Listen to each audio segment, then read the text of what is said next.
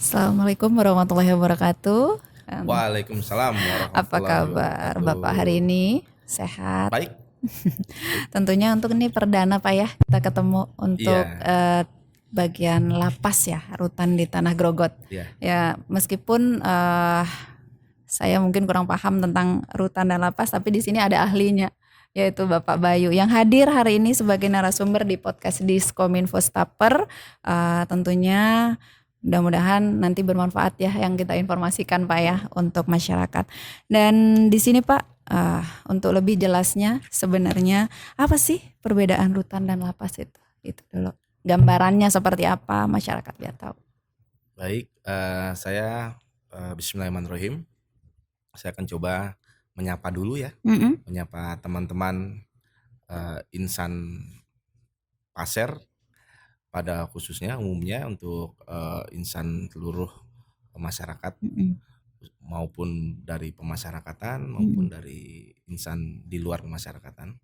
Assalamualaikum warahmatullahi wabarakatuh. Selamat pagi, salam Mm-mm. salam sejahtera untuk kita semua. Mm-mm. Memang secara gamblang antara perbedaan apa sih bedanya dengan lapas, dengan bedanya rutan. Mm-mm. Dalam proses sistem peradilan pidana tentunya ada salah satu rangkaian hukum Mm-mm.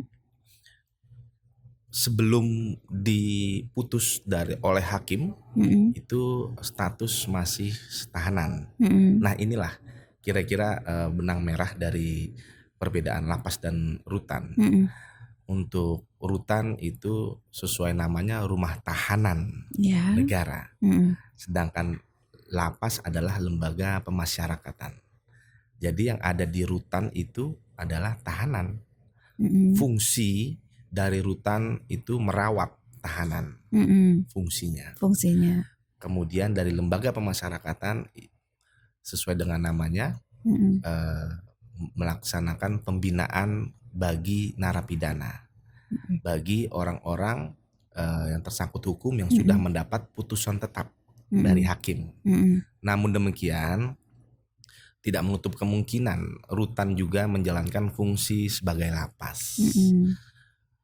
Dilaksanakan pembinaan juga. Mm-mm. Contohnya seperti kayak di Grogot. Mm-mm. Di Grogot ini terdapat narapidana dan tahanan. Mm-mm. Jadi bisa dikatakan tugas dari seorang petugas pemasyarakatan sipir Mm-mm. itu harus bisa melakukan pembinaan Mm-mm. dan juga melakukan perawatan tahanan. Ya, jadi Kira-kira. bukan semua orang bisa untuk berada di situ karena melalui penggembelengan dulu Pak ya, yang untuk menjaga di rutan dan lapas sendiri itu ya Pak ya. Sebagai petugas, Sebagai ya, petugasnya, perekrutannya gitu. kemudian ada beberapa pendidikan lainnya. Iya. Oke, dan tentunya untuk wilayah hukum sendiri yang ditangani di rutan sendiri nih Pak ya, kan ada berbagai kondisi juga terkini di rutan. Dan untuk hukumnya sendiri nih Pak, kan ada 2B. Kita akreditasinya sudah di kelas 2B ya untuk Kabupaten Pasir. Iya, jadi kalau untuk eselonoring itu kita sesuai dengan ketentuan dari pusat ya yang menentukan Klasternya. klaster eselon berapa. Untuk rutan sendiri itu kan paling tingginya itu rutan kelas 1. Itu biasanya berada di ibu kota provinsi. Kemudian ciri-cirinya ya. Iya. Kemudian dari sarprasnya pun lebih luas, lebih besar, penanganan kasusnya pun lebih variasi. Itu semakin tinggi hal-hal demikian itu eselonnya lebih tinggi. Nah sedangkan di Grogot ini masih eselon 2 gitu. 2 ya Pak ya. Di klaster 2 ya, untuk kelasnya kelas 2B. Kelas 2B. Karena pasti banyak yang enggak tahu apa sih klasternya ini 2, 1 kan banyak yang enggak paham tuh masyarakat gitu. Sebenarnya itu bukan untuk konsumsi publik juga. Oh, bukan ya Eh, Pak ya. Oke. Jadi cuman pembagian klaster untuk internal kami Mm-mm, saja. mm-mm. Jadi ya intinya taunya orang kalau di beberapa tempat taunya penjara, Rutan, taunya lapas gitu ya. Iya, lembaga, heeh. entah itu lapas, entah itu rutan, Mm-mm, iya. gitu. Taunya Eh, penjara atau Iya, lembaga kayak biasanya di gitu ya beberapa Pak ya. tempat, Iya. ya. Oke. Untuk daerah yurisdiksi pun Mm-mm, di Grogol sendiri itu ada dua, Mbak. mm-mm, Jadi untuk daerah kota Grogot, mm-mm, eh, Pasir ya, Pasir, dan juga untuk wilayah yurisdiksi di PPU mm-mm, Panajam Pasir mm-mm, Utara. mm-mm, Jadi ya lumayan besar juga jangkauan dari rutan Grogot. mm-mm, Maksudnya apabila seseorang melakukan tindak kejahatan TKP-nya di luar Grogot di mm-mm, PPU mm-mm. Penajam Pasir Utara, nantinya akan larinya ke rutan Gro- Grogot ya. Grogot ya Ya, Pak ya. Oh, termasuk luas ya untuk termasuk luas kampung. daerah jurisdiksi. Iya, itu sisnya. Dan di rutan sendiri kondisi terkini juga Pak, mungkin ada kendalanya juga kondisinya yang saat ini yang terjadi di Grogot apa gitu Oh Pak. baik, kondisi terkini ya, Heeh, Bismillah, heeh, mudah-mudahan Insya Allah rutan Grogot kondisi terkini dalam keadaan aman, mm, terkendali. mm, Eh, Tentunya hal itu kita sikapi mm, dengan beberapa antisipasi-antisipasi, deteksi-deteksi dini, mm, eh, lebih mengkerucut lagi kita setiap minggu kita laksanakan sidak, mm, kemudian tes urin mm, secara acak. mm, Harapan kita hal-hal demikian bisa apa namanya eh,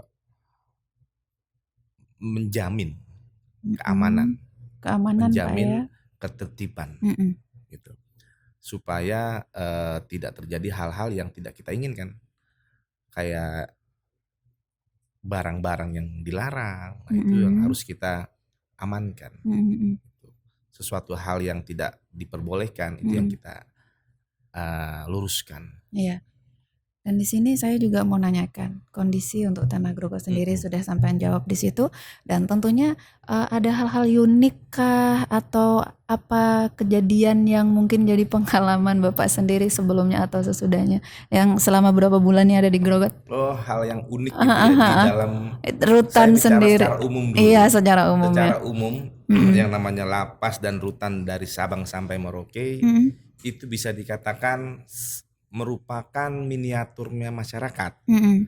Jadi kalau di dalam masyarakat itu pasti mbaknya pasti tahu ya, keunikan-keunikan apa saja itu pasti ada, ya kan? Mm-mm. Mm-mm. Eh Seumpama Mm-mm.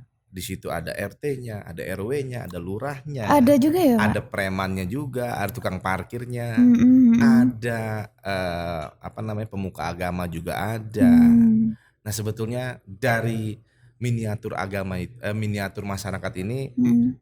sudah ada bayangan ya Mbak ya. Kita Mm-mm. hanya sebagai miniatur. Mm-mm. Tapi kalau hal-hal unik itu mungkin Mm-mm. banyak sekali juga menjadi di beberapa tempat Mm-mm. bisa menjadi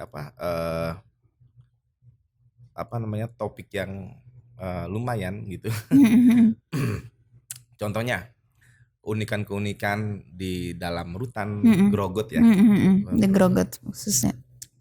Ini bisa kita jumpai seumpama ada beberapa warga binaan Mm-mm. itu eh, di luar itu preman, Mm-mm. di luar itu disegani, Mm-mm. ataupun sebaliknya. Iya. Di luar itu menjadi salah satu apa namanya terhormat, Mm-mm. tapi kalau masuk ke dalam itu sama. Kita mulai lagi sama-sama dari itu. Mm-mm. Dan itu memang kita biasakan. Saya akan membiasakan siapapun yang masuk itu sama. Mm-mm. Sesama mereka maupun dengan kami, Mbak. Mm-mm. Sesama mereka maupun dengan kami. Karena kami berprinsip antara warga binaan dengan petugas Mm-mm. itu memiliki kesamaan.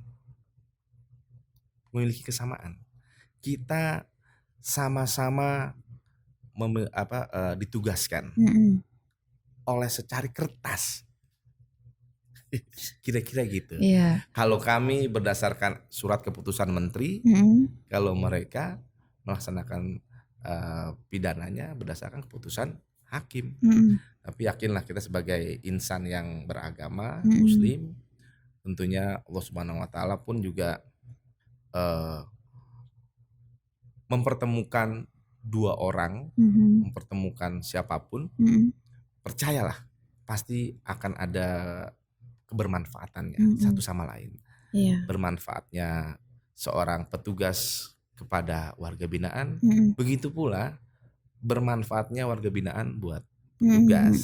Kira-kira hal ini yang bisa menjadi salah satu semangat kita dalam bersama-sama. Yang satu menjalankan tugas, yang satu menjalankan prosesnya, pidananya. Yang penting kita itu memanusiakan manusia, intinya seperti itu ya Pak ya. Iya, dan kami pun juga sebenarnya menganggap warga binaan itu bukan orang yang jahat, gitu. Tetapi sebagai orang yang tersesat. Salah jalan sebentar. Salah jalan. Dan bisa jadi juga kami ini juga belum tentu lebih mulia dibandingkan mereka. Jadi marilah kita sama-sama bersimbiosis untuk melaksanakan kehidupan ini, tentunya secara pragmatis loh ya, secara pragmatis. Iya. Tapi di situ kan mereka punya masalah itu beda-beda Pak ya. Iya. Tentunya petugas tuh agak kesulitan tuh dalam menghadapi masalahnya mereka juga, problema mereka di dalam rutan yang biasa mereka di luar seperti apa, seperti itu. Betul. Nah itu bagaimana caranya untuk supaya menghadapi hal yang kayak gitu? Rutan sendiri ini di berbagai tempat ya, itu terbagi tugasnya fasilitatif, kemudian dan teknis. Teknis itu kalau di rutan kami itu ada keamanan yang sifatnya menjaga dan menjamin keamanan. Ya satu lagi tugasnya melakukan pembinaan. Nah ini dua mata koin yang harus berjalan beriringan. Tidak bisa dikatakan mana yang lebih utama, mana yang lebih penting, mana yang lebih didahulukan, antara pembinaan ataukah keamanan. Saya lebih jelasnya lagi akan menjelaskan keamanan akan bisa terjamin apabila pembinaannya pun berjalan. Begitu pula pembinaan. Jadi sama-sama nyaman gitu Pak ya. Pembinaan pun tidak akan mungkin bisa berjalan kalau keamanannya tidak terjamin. Nah, pembinaan apa saja yang ada di rutan kami gitu kan. Mulai dari pembinaan kerohanian, jasmani, kemudian kemandirian, banyak sekali kemandirian di situ. Ada pertukangan, ada tata boga, kemudian ada pertanian, ada pertanian dan perkebunan, terus perikanan. Nah, mudah-mudahan dengan bekal seperti ini kita bisa mengurai, permasalahan-permasalahan apa, dimulai dari kebisaan mereka, kesukaan mereka apa. Berarti seni juga ada, seni musik, tari, kita ada. Nanti kapan-kapan kalau ada waktu mbaknya boleh gantian kita undang podcast mendadak di rutan. Ya ke sana ya. Yang intinya berarti di dalam rutan itu sendiri atau lapas ya Pak ya. Itu di situ menjalin kebersamaan Pak ya. Iya. Kebersamaan, terus saling sharing gitu, apa yang diperlukan untuk mereka gitu. Jadi kami mewajibkan, kami mewajibkan untuk mengikuti program-program kami. Kalau tidak mengikuti program, berarti tidak bisa mendapatkan kesempatan untuk mendapatkan beberapa reward, beberapa potongan-potongan masa pidana. Itu kan dianggap baik, dianggap mampu. Kita bisa seumpama dan juga banyak programnya. Di situ ada program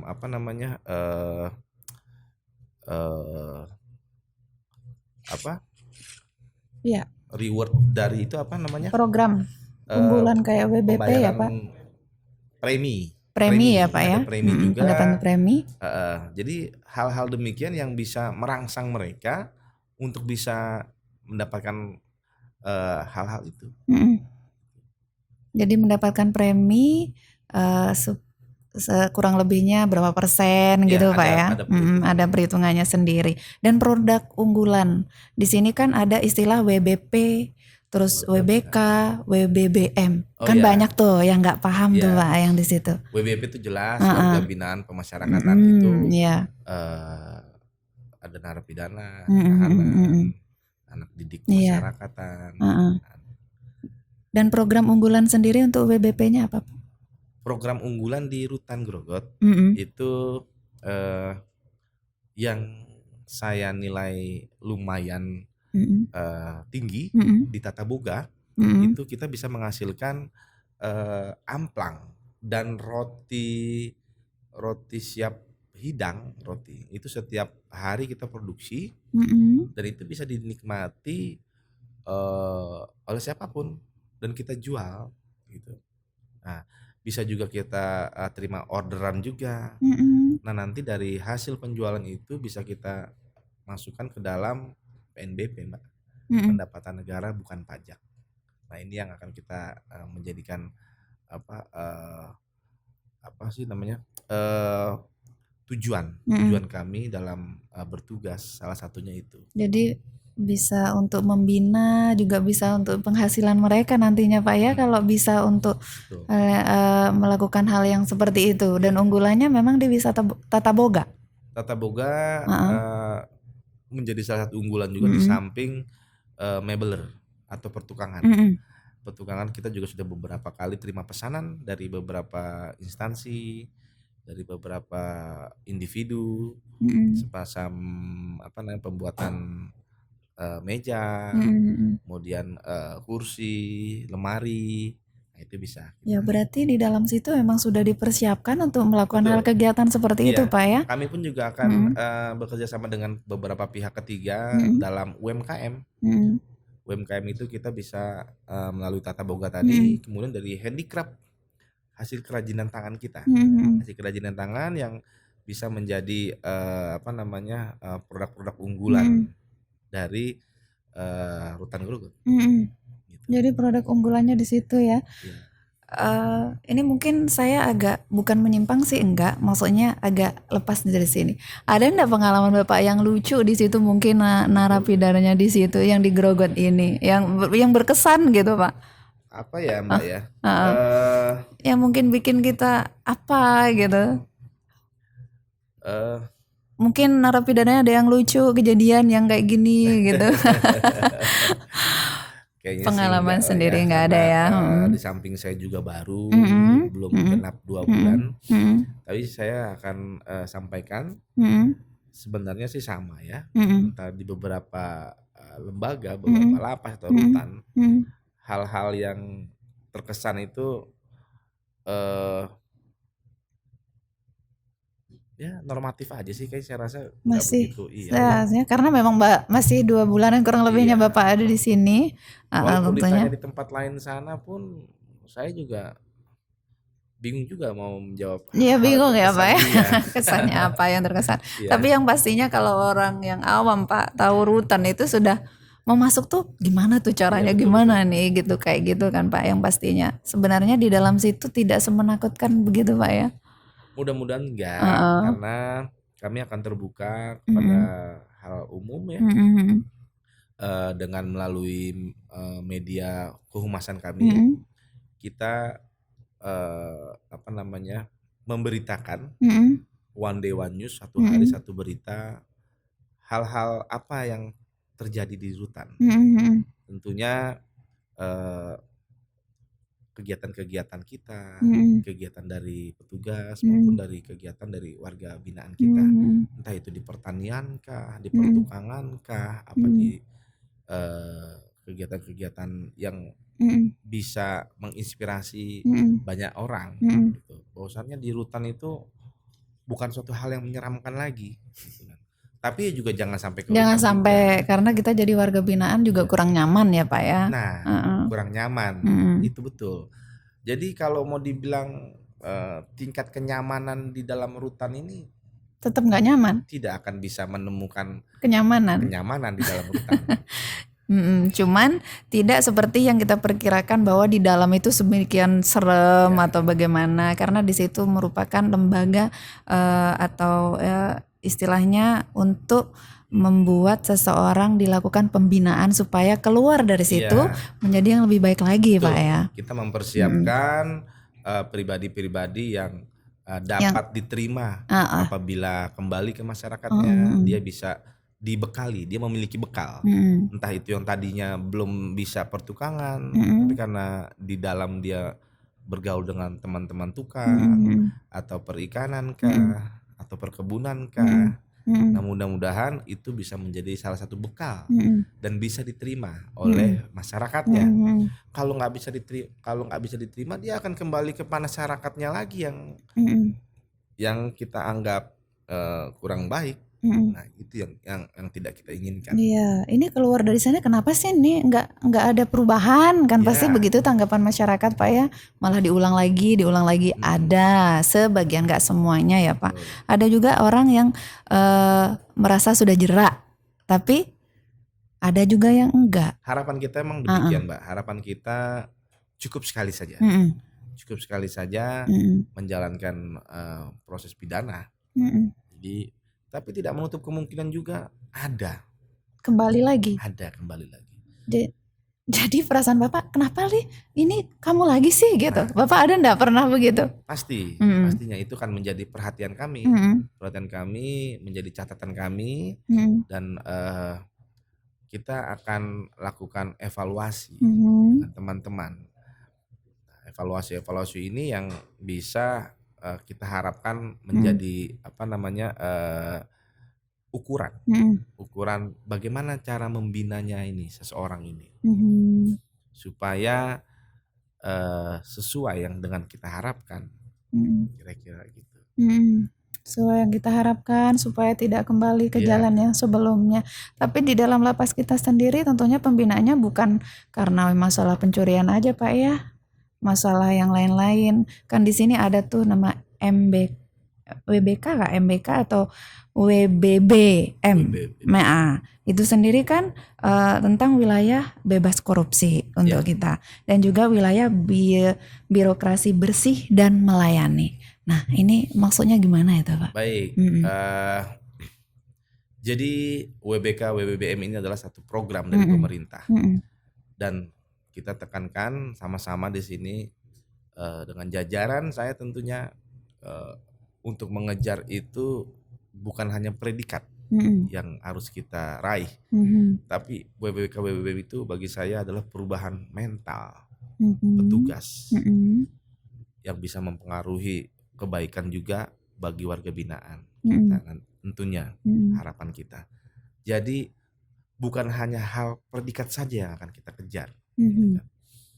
Kita harus memulainya dari dalam diri kita sendiri. Mau mulainya dari kapan? Dari sekarang. Hal-hal demikianlah yang nantinya akan berbuah hasil dan bonus WBK dan WBBM itu sendiri.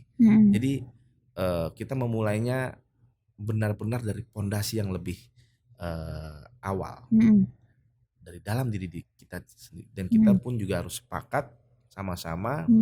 Kita memiliki persamaan visi dan misi untuk berubah. Dan mudah-mudahan berbuah hasil dan berbonus WBK WBBM. Ya, yang diharapkan benar-benar wilayah kita bebas dari korupsi, Pak ya, bebas dengan birokrasi yang bersih. Yang intinya jangan sampai, kalau birokrasi yang bersih jangan sampai ada memberi atau yang kayak mana, yang kayak gitu Pak ya. Sih, kalau berbicara WBK WBBM ini dengan beberapa persyaratan yang harus dilalui. Iya, di dalam situ kan. Ada ukuran-ukuran tersendiri. Nah, tapi makanya saya akan mempersimpel lagi. WBK WBBM itu adalah perubahan mental dulu deh. Mental kita sebagai petugas. perubahan sikap. Mm-mm. Ini yang harus kita benar-benar persiapkan. Jadi kalau sudah mental kita bersih, tentu tidak akan ada yang seperti ini, Pak ya. Kita Yang mulai dari situ dulu. Mm-mm. Kita mulai dari situ, Mm-mm. dari hal-hal yang benar-benar kita miliki dulu. Mm-mm. Benar-benar yang kita menjadi pondasi kita. Mm-mm. Saya yakin kalau memang sesuatu dimulai dengan keikhlasan, Mm-mm. dengan bismillah, Mm-mm. insya Allah hasilnya kebaikan. Bonusnya WPK. Mm-mm. Dan untuk warga binaan pemasyarakatan sendiri, Pak, tentunya mereka itu kan ada tuh sebenarnya mereka tidak melakukan kejahatan. Sebenarnya kan orang baik tuh, mungkin kan ada mereka melanggar, kadang lalu lintas apa segala macam kan, Pak. Otomatis mereka tuh sebenarnya eh, mereka salah karena menghilangkan nyawa seseorang atau melakukan seperti itu. Jadi tentunya lebih mudah ya Pak ya untuk pembinaan untuk mereka tergolongan yang seperti ini. Karena yang masuk penjara itu ada juga orang yang bukan melakukan kejahatan yang tentunya seperti yang kayak narkoba, kayak yang lain-lain kan banyak tuh yang seperti itu. Tapi kalau yang seperti ini nih, apa ada perbedaan di situ? Pada prinsipnya kita membina itu memperlakukan sama. Dari latar belakang apapun, dari latar belakang kasus, dari latar belakang sosial narapidana, kita berlakukan sama dulu. Tapi tentunya pun juga dari teman-teman kami jajaran kita juga melihat hasil putusan hakim ini apa gitu. Apakah dia sebagai pelaku utama kah? Apakah dia hanya turut serta kah? Gitu. Nah, ini yang menjadi catatan kita dalam melakukan pembinaan. Jadi jangan sampai yang hanya pelaku pengikut-pengikut sumpama pemakai saja gitu kan. Ya, kita akan berikan pengertian, pelajaran. Sudah cukup dalam kejahatan yang dilakukan itu sudah cukup. Jangan sampai meningkat lagi. Jangan sampai tertular lagi dari virus-virus itu. Jadi tidak ada lagi pemikiran di penjara itu adalah sekolah tinggi ilmu kejahatan gitu. Tidak, mudah-mudahan dengan adanya isu-isu itu pun bisa menjadi salah satu trigger kami. Kami pun juga akan buktikan bahwasannya insan pemasyarakatan itu di lembaga pemasyarakatan maupun di rutan bukan demikian. Bisa kok lebih banyak kok hal-hal positif yang bisa dimengerti oleh masyarakat, banyak sekali. Tapi ya kadang yang namanya di media ya, bad news is a good news. Kita sangat memahami. Makanya kita harus memberitakan hal-hal positif setiap hari pada kepada halayak umum, dan juga bisa merangsang kita untuk berbuat baik apalagi kita besok ini. Berbuat apa lagi untuk yang kita persiapkan besok. Jadi kita sudah memplanning ya, apa sih yang akan kita lakukan, yang harus kita lakukan, apa yang kita perbuat untuk ini kebaikan apa untuk warga binaan kita ini kayak gitu ya Pak ya. Itu dalam pembinaan itu apakah perlu pihak luar juga Pak? Ada. Salah satunya dari Kementerian Keagamaan, kemudian dari Kementerian Perindustrian, dari Pemda juga ada, dari pihak-pihak ketiga pun juga ada. Ya, dan juga bagaimana peran pemerintah daerah Pak Pasir kepada rutan? Pemerintah daerah di Pasir ini karena memang sesuai dengan regulasi yang ada dari Kemendagri ya, Kementerian Dalam Negeri, bahwasannya Pak Bupati itu selaku ketua dari Muspida, Musyawarah Pimpinan Daerah. Tentunya kami adalah sebagai anggotanya, mulai dari kepolisian, dari Polres ya, kemudian Kajari, kemudian ketua pengadilan dan lain-lain, dan juga rutan. Itu adalah sebagai anggota. Sudah pasti dan sudah harus sebagai anggota kita harus mendukung.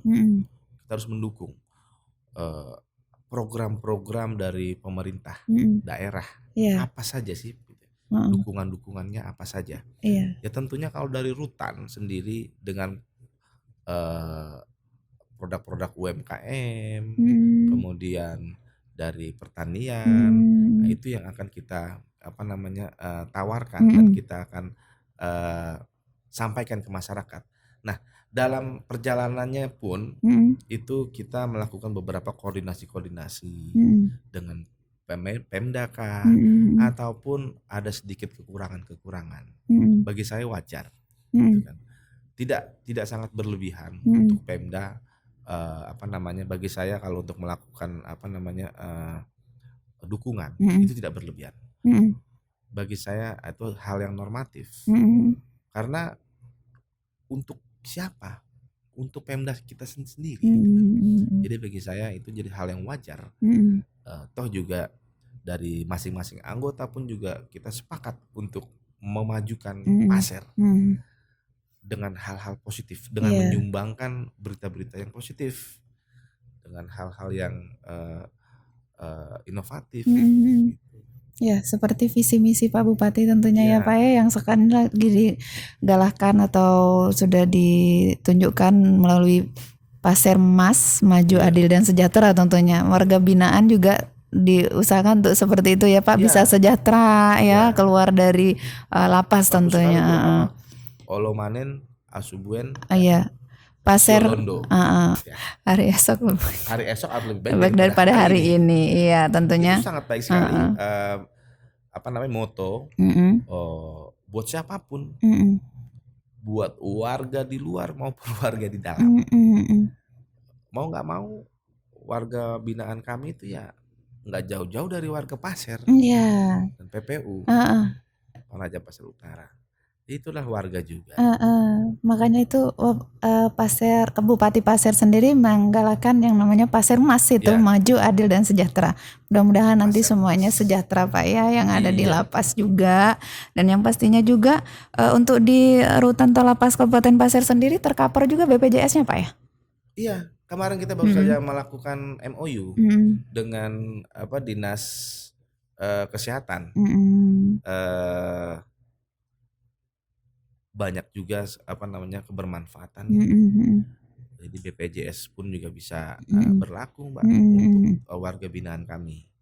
Ya memang kami lagi mengupayakan, kita ada klinik tapi belum bisa menjadi klinik pratama. Nah, ini kita akan mengupayakan supaya kalau sudah menjadi klinik pratama itu anggaran bisa langsung ada di situ. Bisa. Tapi kan karena kita sudah klinik, salah satu syaratnya kan ada dokter, kita belum punya dokter, perawat dan baru perawat kita perawat.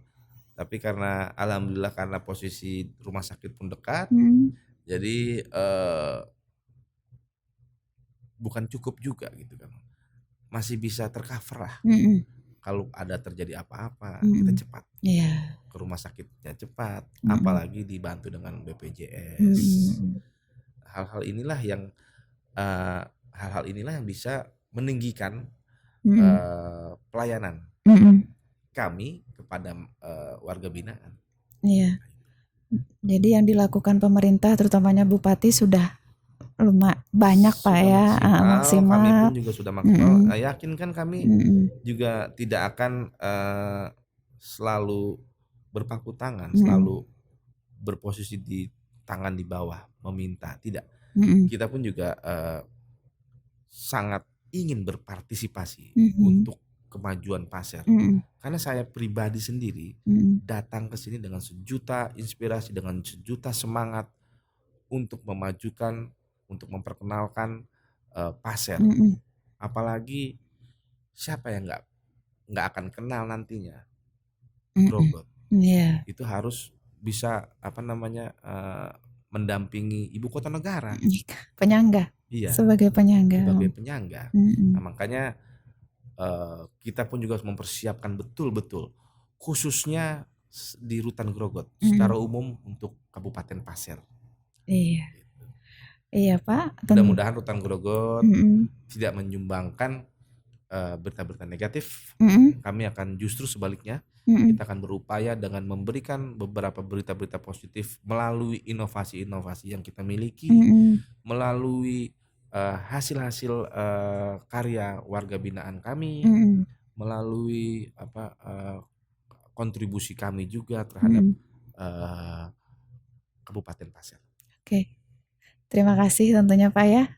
Tentunya saya juga mengucapkan selamat datang karena Bapak juga masih baru ya di Kabupaten Pasir ini. Juga selamat datang di Diskominfo Stapper podcastnya. Terima kasih Mbak. Saya juga akan tekankan sekali lagi. Kita sepakat insan pemasyarakatan untuk memerangi narkoba. Jadi tidak ada kata lagi selain say no to drugs. Kita sikat bareng-bareng. Kita harus betul-betul sepakat untuk tidak ada kompromi terhadap narkoba. Alhamdulillah kalau bisa disampaikan Rutan Grogot zero narkoba. Ya, tentunya mudah-mudahan yang pastinya Kabupaten Pasir maju, adil dan sejahtera ya Pak ya, seperti Ulumanen Asobwensi Londo itu tanpa tadi tanpa narkoba juga. Dan terima kasih untuk kehadirannya hari ini, dan insya Allah kita jumpa kembali di lain materi lagi ya Pak ya, lain kesempatan. Boleh kita bisa lebih santai lagi. Lebih santai lagi. Memberikan inspirasi satu sama lain. Kita bisa bersimbiosis, mutualisme. Saling bermanfaat untuk masyarakat yang pastinya.